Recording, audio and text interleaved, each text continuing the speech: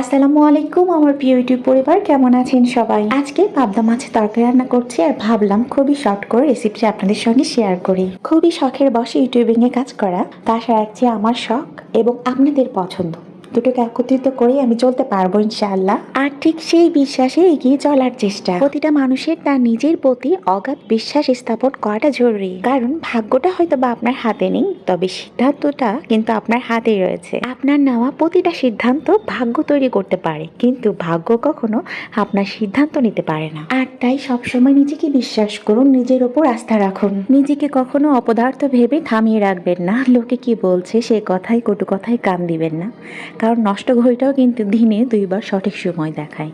তাই নিজের প্রতি বিশ্বাস রেখে যেভাবে কাজ করছেন ওভাবে করে যান। সফলতা সে তো উপরওয়ালার হাতে, ভাগ্যে থাকলে আপনা আপনি আসবে।